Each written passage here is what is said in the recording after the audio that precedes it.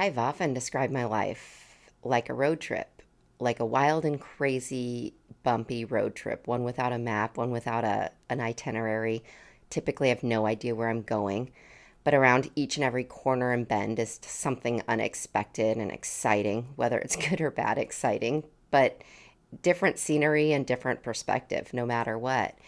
And I remember when I used to be young and go on road trips, and it's not that different from now. I just packed two kids, but I'd go to the gas station, fill up with gas, and get a gazillion snacks that only look good and sound good while you're in the gas station for the few minutes you are.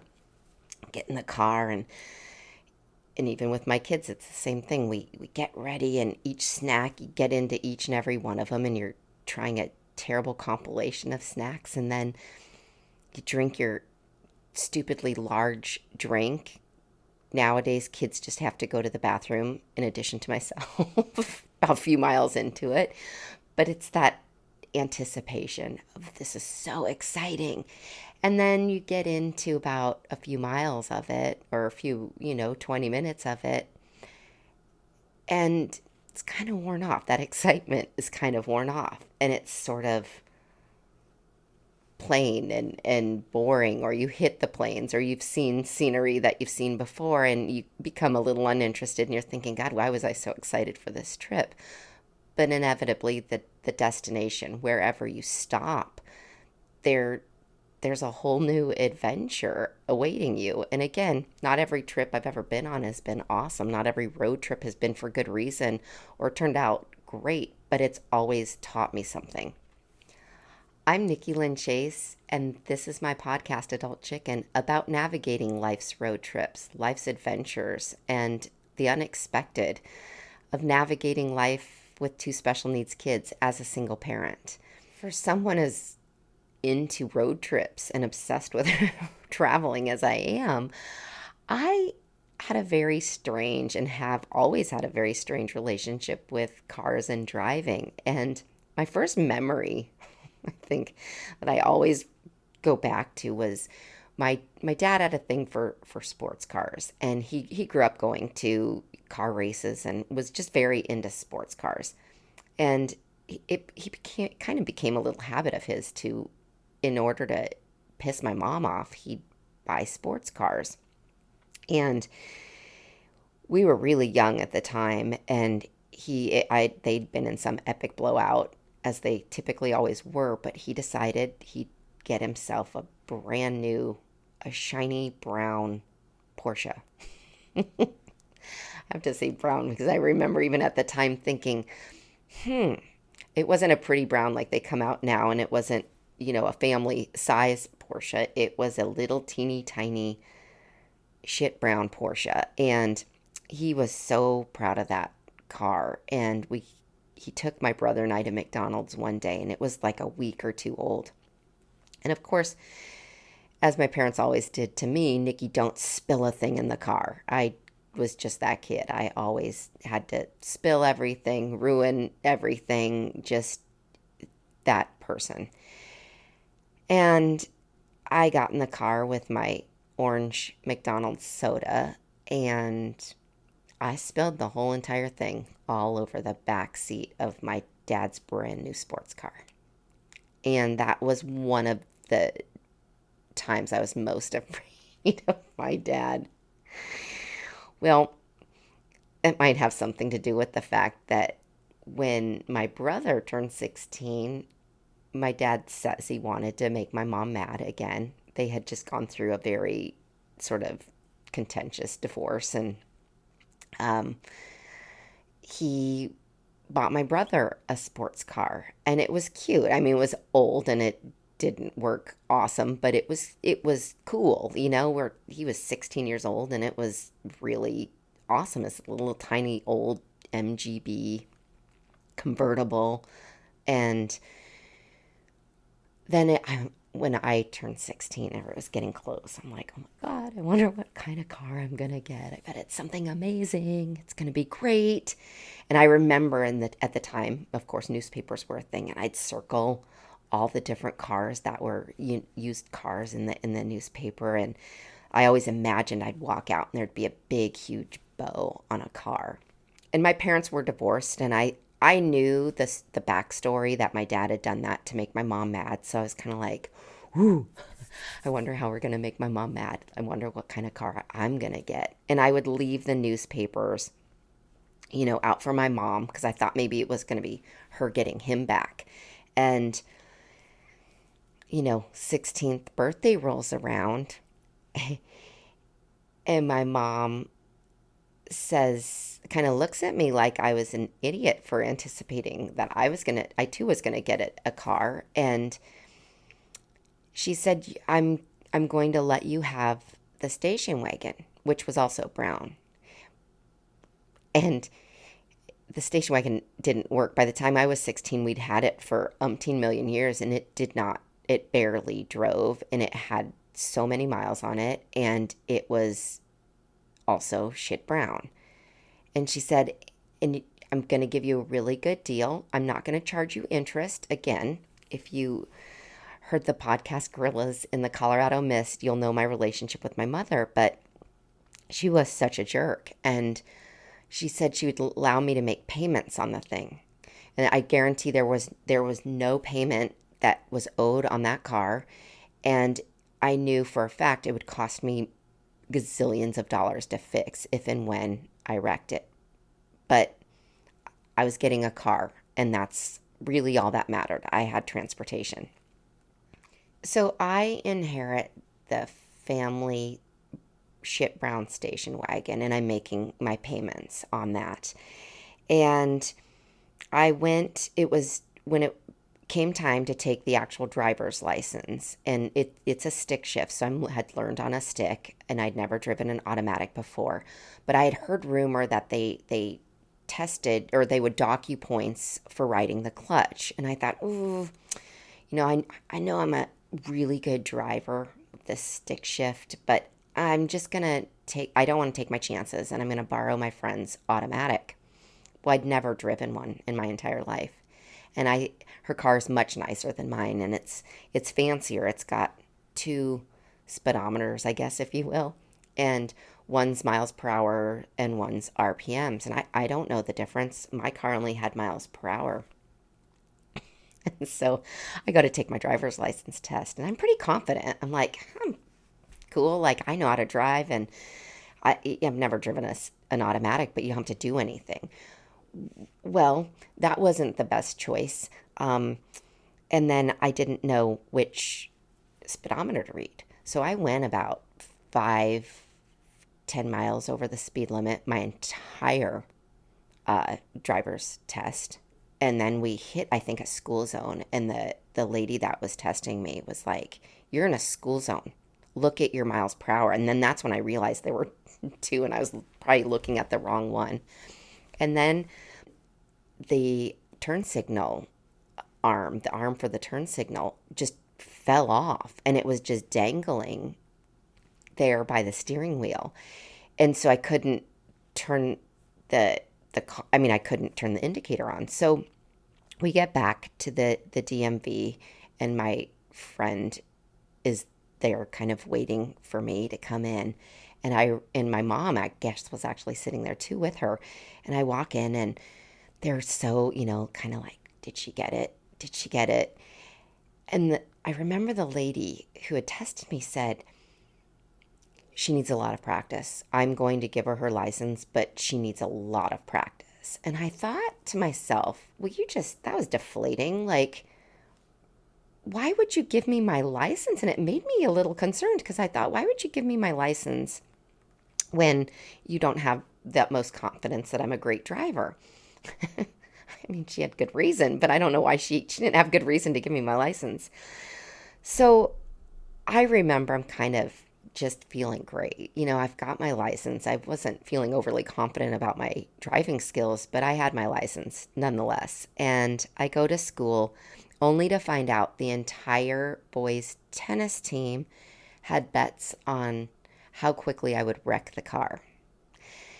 I didn't have blonde hair in high school. It's not real. So I can't even blame the fact that I was kind of the dingy blonde. But maybe a reputation for maybe not being the smartest kid. And so, yes, I found out there's this whole bet on how long it would take me to wreck. And whoever bet on about a week was absolutely the winner. And I was backing out of the same friend whose car I borrowed for my driving test, and I was backing out of her driveway, and I had a bad habit of not remembering to look behind me, and I took that old Volvo beat up station wagon and just backed right into her tree. And it was a big tree. It was a big station wagon. And that was kind of the beginning of my finding out how much it costs to fix a car. Then I backed into my grandma's car that was in the driveway.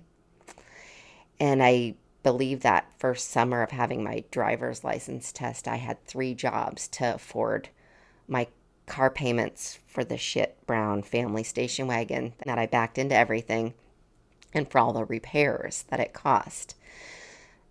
Which again was a good thing because I had a whole new appreciation for safe driving, turning around when when I was in reverse, and just being diligent and careful. Finally, the Brown family station wagon peters out, and a few cars later, a few adventures in life later, I end up back in Colorado and I end up in the mountains. And I've definitely advanced my driving skills, and I've had so many more experiences and so much more driving time on my books that I was pretty good at this point. And mind you, in Colorado, you've got inclement weather. You can have snowstorms in the spring, snowstorms in the early fall or late summer even. And once I had kids and we started going down to Children's Hospital in Denver all of the time, I unintentionally became kind of the weather person because inevitably everyone got to know that there'd be a terrible snowstorm every time I have plans to go down to Children's. And so people would ask, in the wintertime, I was very popular because I think that season I manifested a lot of snow to come that year, and everyone was really pleased. Come spring and early fall, people are over it. You don't want any more snow. There's nothing you can do with the snow. It's just a nuisance. But I continued to drive back and forth, and a lot of times it was treacherous, and I would just white knuckling on the steering wheel, black ice, snow, snowstorms you can't see in front of you, and all of the above. But fortunately, I'd grown up driving in those conditions and was just back to it. And I don't want to say comfortable with it. I don't think you ever get comfortable with it, but I was pretty efficient and able to drive in inclement weather. And I would take those drives just to reflect. I'd reflect on the day at the hospital, on the prognosis, the unknown prognosis of my kids, the diagnosis of my kids. So after I would get home from reflecting for the 2 or 3 hours it would take me to get home from Children's Hospital in Denver, I would immediately call Ed and Gwen, and they were my godparents. I'm not even sure they were godparents. I was never baptized, or nor did I have religious parents. I don't think there's ever a ceremony, but I was told they were my godparents, so I've always called them Aunt and Uncle Gwen. And they were the only 2 people I could, at that time, even talk to. And they were the only 2 people who were allowed to tell me, you're only given what you could handle. I hate that phrase from anybody else's mouth, because I'm like, walk 2 minutes in my shoes and you tell me you could handle this. And I'm only given what I can handle. I've handled enough. But they would tell me that. And they had the wherewithal to tell me that because they had lost 3 children of their own. And 2 of their infant daughters had died of a very rare genetic disorder. And then they lost their son, Eddie, who was a year younger than I was, in a terrible car accident. And I remember the day of the car accident. And I think I was about 6, and I was ice skating. And they, Eddie had been at our house earlier that day and was picked up by a family friend. And she was taking them to art school, her son and Eddie. And she tried to beat a train, and she and Eddie were killed. Her son fortunately lived, but it tore the town up. It was absolutely devastating. And I don't think that story of that car accident, or just the vivid memory of that particular day in my life, I never left me. And so knowing I don't know. I don't know what they went through, but imagining it and them telling me on the phone, you're only given what you could handle. Again, their circumstances gave me the wherewithal to say, you're the ones that are allowed to say that to me because I know you get it. And it was interesting because Ed in particular had a very interesting perspective on children's, and they'd spend a lot of time at the children's in Denver themselves with the first two infants. And he would always say, Nick, I was always so happy that I didn't have to spend my life there. Like so many of those parents of the kids who might have a long term illness, they were going to be there for who knew how long, but we knew we were only going to be there for a short time. And to me, I was like, wow. I mean, that's heavy, but it was profound, and I oddly enough could understand and I could relate to it. I would go to children's and I'd see what was going. I'd see perspective in amounts you cannot even imagine. And these kids who going through everything in the world, dialysis, cancer, and you could see they were so present, and their parents seemingly were so present. But I got to leave there. And even though we had all these unknowns and I didn't know if we were going to live or die, we still got to go home at the end of the day. And, some surgeries we stayed down in Denver for extensive periods of time, but there was always maybe a light at the end of the day because I knew I was driving home, treacherous roads or not. And I got it. And I understood exactly what he meant. They had gone through so much and they had persevered. They had done it. They'd done it together. And they gave me all the hope in the world. And I had taken Bootsy to a camp, and we'd flown out to California. And again, they, at the time, because I wasn't talking to a lot of people, this is when Sandler was not doing well at all. And I wasn't talking to very many people at all. But I shut down. I guess at the end of the day, I just mentioned this to somebody yesterday, as a matter of fact. Every time I'd get news, I would just shut down because there wasn't anybody that could say anything that was going to make me feel better, to be honest with you. The only people I could relate to were the doctors because they could talk to me on a level where we understood each other. And then it was Ed and Gwen. And so I had pretty much shut down, and they were kind of the only two people I was talking to about my situation and my two kids, their prognosis, their diagnosis. And I had a conversation with them right before I took Bootsy out to a camp in California. And the last thing I said to them, they were on their way to a golf ceremony. And Ed said, I'm not getting a reward, Nick, but still, it's good to be going there. And he just was so funny. He just had a way about himself. And there was just always a kind of a positive spin on everything. And he said, what's going on? What do you have for me today?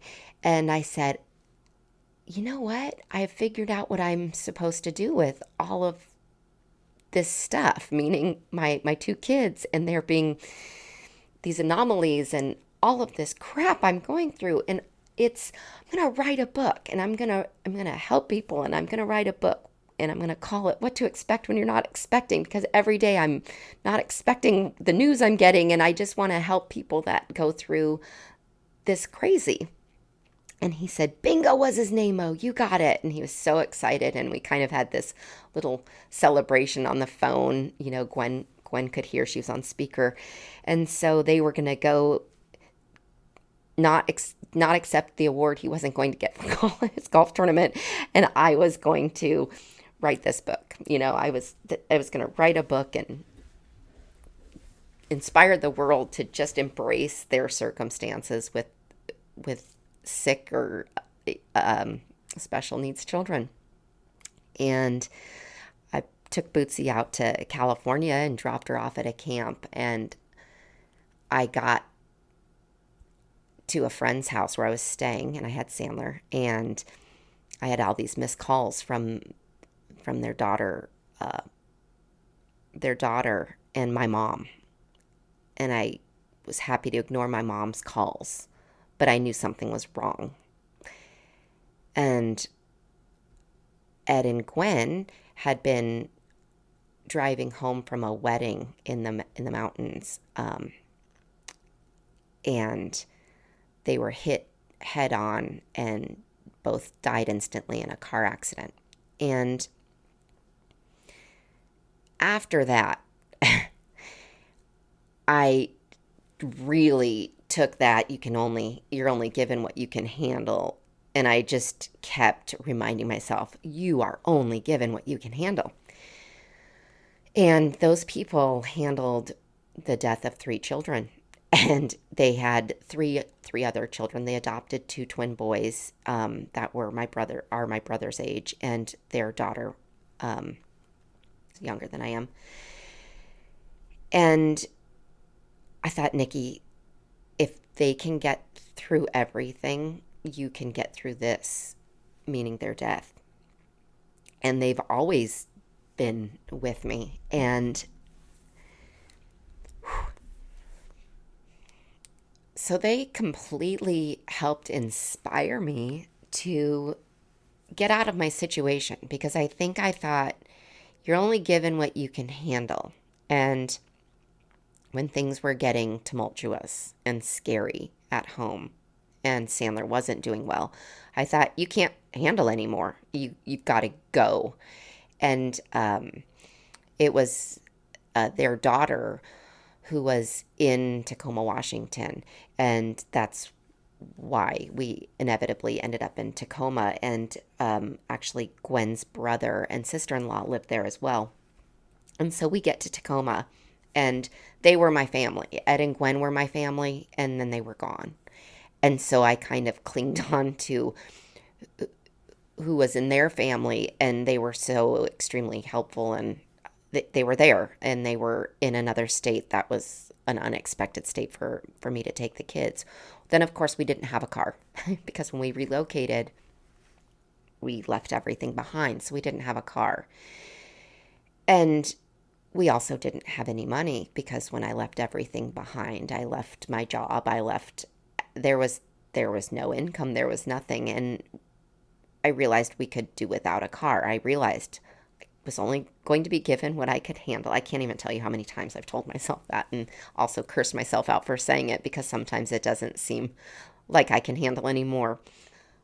So we go 6 years without a car, and once it was time for Bootsy to go into junior high school, it was time to get a car, and we needed a car. Our radius of places we needed to go was growing. We needed transportation, and they didn't fit in a bike cart anymore, so I couldn't ride them around with the bike and the bike cart. And we got a car and we had a car for the first time in 6 years. And there was nothing about that car I took for granted. It was incredible. The first thing I did was I went to every drive-through I could get to, because it had been so long since I'd gone through drive-throughs. Sometimes I'd even order a coffee and then go back around for the next item, because I just wanted to keep driving through drive-throughs because I could. And one of the first things I did after getting the car was take the kids on a road trip, which turned out like every other road trip. Super excited, ambitions of going all the way to the state of Washington. We get about maybe 2 hours into it, and I'm like, maybe we'll just go to Oregon. We get to Northern California. I'm like, I think we're going to turn around here. Oh my God, how long until we get home? Oh my God, I'll never do this again. Holy cow, this is awful. And reflecting on it, right? One of the greatest experiences ever. Crazy, weird. There were not fun times, there were exciting times and fun times, but it was an experience and it was a learning experience. I learned not to take my kids on a road trip for a really long time. And then I took them car camping. We had something to, we set a tent up, but we slept in the car. We could all fit in it. And it was amazing. And I never took a single moment of having wheels again for granted. And 2018 shows up and it turns into just the weirdest year. And I guess we'd had the car about 2 years at this point. And we get the car and it's a weird year. I mean, everything's going wonky. There was so much intense crap happening. And that was the year my mom died. And I always kind of do my reboot. My New Year's is on my birthday. I always say August. August is going to be the redo, the reset, reboot, if you will. And on August 16th, my friend from Washington was coming with her grandson, and we picked them up at the airport. And it was a really weird day because we picked them up and they got in the car. And so there were three kids in the back, my two, and it's my birthday. So I'm excited. I've always really gotten excited for my birthday. I think it's just always going to be something that it never ends up being. But this particular day, I had friends coming in. We were at the airport. We were picking them up. It was happening. And I'd gone to a drive-through before. I picked them up, of course, to get my coffee at McDonald's. And so I've got my coffee. I'm sure I usually have about 3 different beverages in the morning: coffee, Diet Coke, and a water. But anyway, I've got my coffee, and that's all that matters. And then we pick them up. Next best thing to coffee is great friends, and you're ready to celebrate your birthday. And it's about 9 o'clock in the morning. And I remember saying to this friend of mine, I said, God, I think it's really going to be hard for you to go home.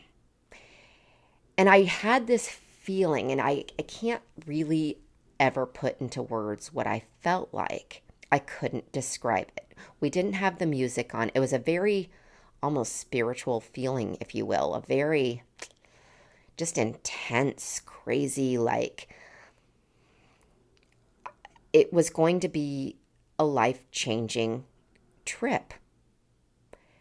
And we're leaving sort of the area where the airport is. And the last thing I remember is I see a green truck, like an old beat up green truck in the intersection. And the next thing I know, we're all upside down, like a family of opossums. And again, there's no words to describe what that was. My first instinct was, is everybody okay? Is everybody okay? And everybody was. We had been T-boned and flipped upside down, and we were smashed in the car. And everybody sort of was accounted for and was still talking. But the hot coffee, it was warm at this point. The warm coffee had spilled everywhere. So I think we've all got blood all over us. But it's coffee. And then I realize no one's bleeding. And I have to figure out, because we're upside down with seatbelts on, what's the next step. But you're not thinking. I'm not like, well, now what should I do next? It was kind of instinct. I undid my seatbelt and then kind of slam, there's not a whole lot of space. We're literally smashed like an envelope. And instantly, first responders are there. And I know Jaws of Life showed up. I honestly can't remember if they were pulling us out. All of us, there was so much chaos and commotion, and first responders are there. And I get out and I remember the calm. I go to the police and I knew the kids were all physically okay. And I said, please, let's, we're, we're all a little special here. And if you could just, I just put this face on me like everything's fine. We are all okay. And we were. And that was incredible. And the best way I can explain it is there were like, I think for the first time, I'm like, holy angels in my world. And oh my God, Ed and Gwen are here. Like they are here. And they were just in charge of making sure we all make it out alive.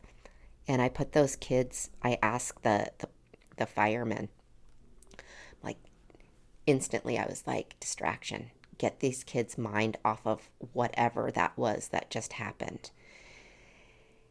And I remember I took my phone out and I said, just can you put them on top of the fire truck, please? And they gave them fire hats, and all three of those kids were up on the fire truck. And I just got my camera out and I took pictures of them like, well, isn't this wasn't maybe supposed to happen, but isn't this exciting, kids? And of course, everyone's so out of it. I mean, because you're just an element of shock. And I called one of my really good friends. I called her husband. And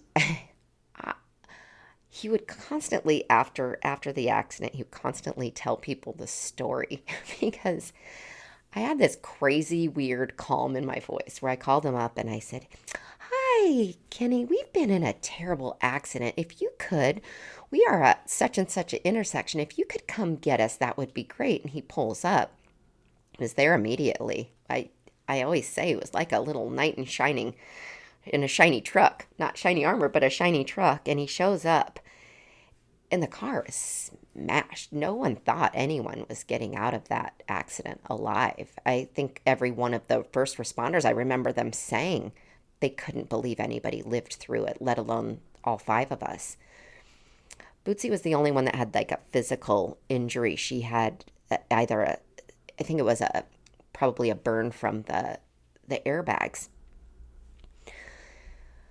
But oh my God. State of shock for probably a solid month, and just walking through life, just all I could really do was just make sure we woke up, we got up, and we made it to bed alive. I will never get over that car accident. I'll never get over that experience, but I think it was a defining moment in that it made me realize that something so terrible, tragic, and tumultuous could also be such a gift. It made me realize how protected we are, myself and my kids, and everybody in that car that day, and that everybody got out safe and sound. And shockingly, no one was injured. And to go through something like that is, of course, life-changing.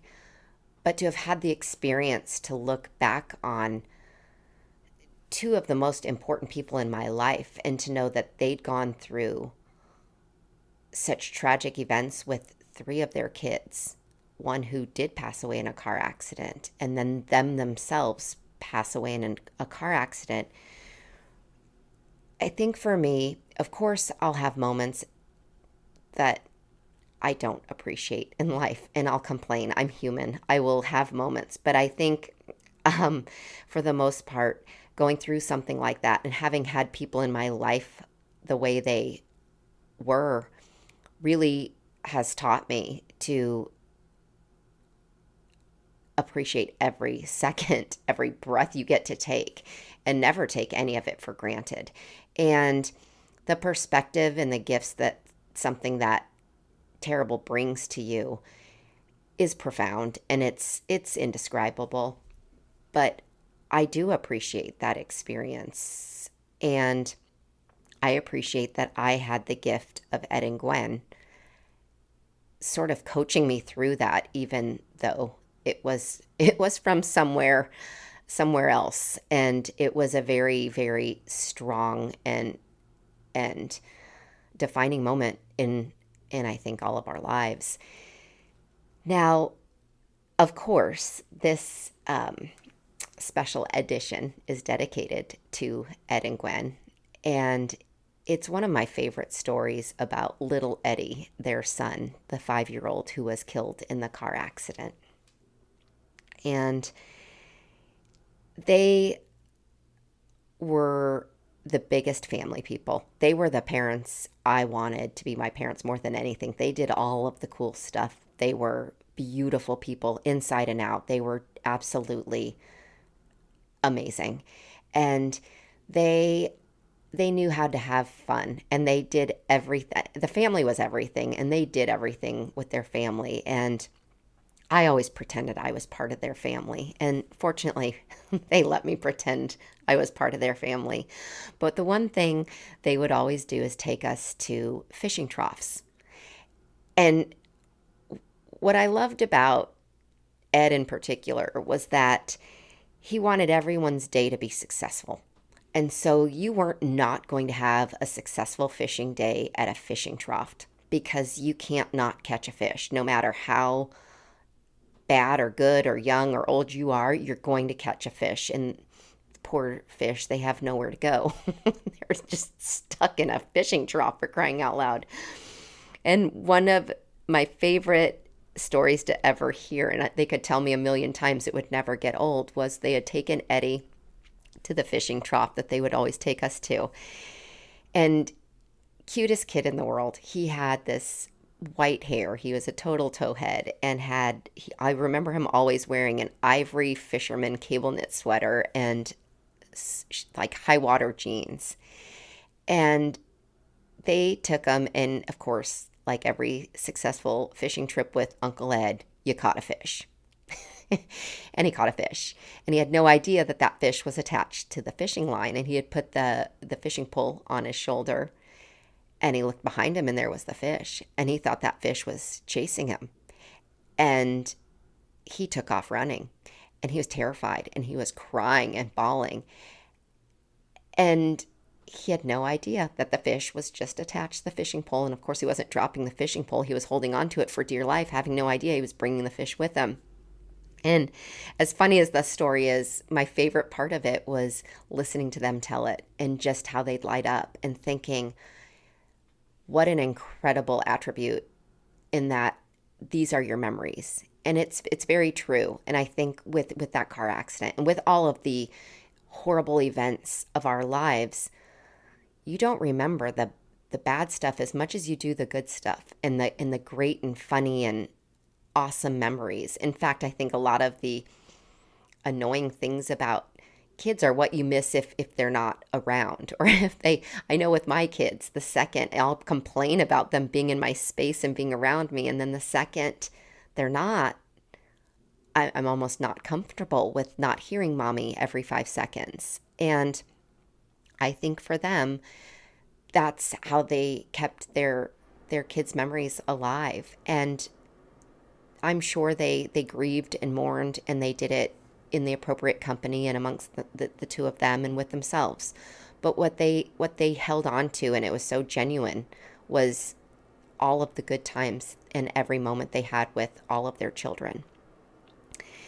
Please tune in next week for Triple A, episode number 7. It is not about AAA, the towing company, because this subject has been tumultuous car accidents. It is about acting, alcohol, and anxiety. Gosh, the unexpected events that could bring up, right? Please like, follow, share, subscribe. You can find me on YouTube, Adult Chicken. You can find me also on Spotify, Adult Chicken. Also, Apple Podcasts, Adult Chicken. And Instagram, adult_chicken, as well as TikTok, adult_chicken.